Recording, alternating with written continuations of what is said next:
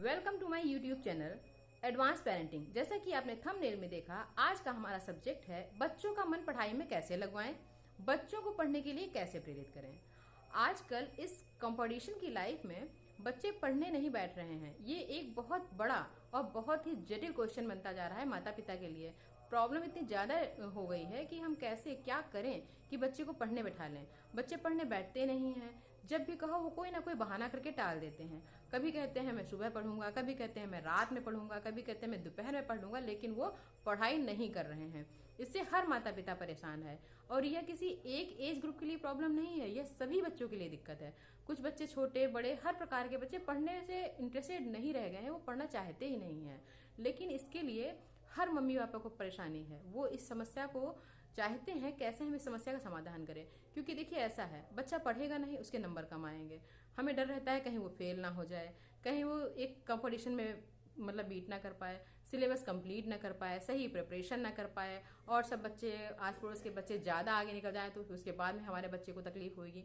ये सारी चीजें सोच सोच कर हम पेरेंट्स कभी कभी इतना ज्यादा परेशान हो जाते हैं कि हम हाइपर हो जाते हैं और कभी कभी इस हाइपर का हमें बहुत ही गलत परिणाम भुगतना पड़ता है, या तो अपने ऊपर या तो अपने बच्चे के लिए।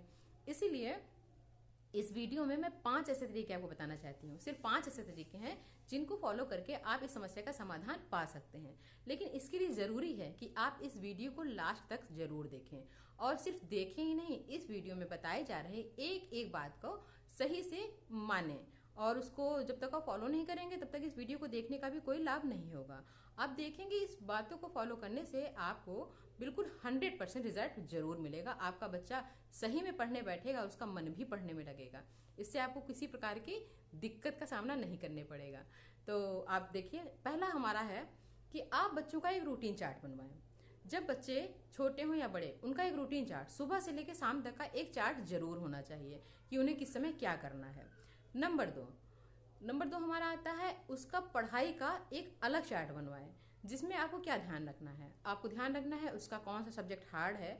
हर बच्चे के लिए हर सब्जेक्ट इजी या हार्ड नहीं होता है, इसलिए आपको ये ध्यान रखना है उसमें भी एक हार्ड सब्जेक्ट के साथ में एक इजी सब्जेक्ट जरूर लगवाएं। पढ़ाई का जो चार्ट बनवाएं उसके बीच में ब्रेक जरूर रखें। इसको रखने से क्या होता है, जब ब्रेक रहेगा और एक इजी और एक हार्ड सब्जेक्ट रहेगा तो बच्चे को समझने में कोई दिक्कत नहीं होगी। नंबर तीसरा है, आप बच्चे का एक डाइट चार्ट जरूर बनाएं। क्योंकि कभी कभी ऐसा होता है कि हम खाने में बच्चे को ऐसी चीजें दे देते हैं कि खाने के बाद बच्चे को जल्दी डाइजेस्ट नहीं होता है और उसे आलस आ जाता है, उसे लेजी बनाने लगता है कि नहीं चलो हम लेट जाते हैं, थोड़ा आराम कर लेते हैं लेट के पर। ये तो बिल्कुल इस टाइप का ना रहे, इसलिए उसका एक डाइट चार्ट जरूर हो, उसको आप फॉलो भी कराएंगे। नंबर 4 हमारा आता है कि आप बच्चों के खेलने का एक समय जरूर निश्चित रखें। क्योंकि जब तक वो खेलेगा नहीं तब तक उसका मन बिल्कुल ही खुल नहीं पाएगा। खेलता है तो बहुत जल्दी खेलना कूदना या कुछ भी मतलब इसका इंटरटेनमेंट का उसका होना चाहिए। नंबर 5 जो बहुत ही इंपॉर्टेंट है, बच्चे के पढ़ने का स्थान। बच्चे को पढ़ाई करने के लिए ज्यादातर टेबल कुर्सी या इस टाइप की आप व्यवस्था रखिए कि उसकी जो बैक है वो किसी भी दीवार या किसी भी चीज से सटी ना हो। जितना वो उठ कर बैठेगा उतना ज्यादा वो एक्टिव रहेगा, उसे याद रहेगा।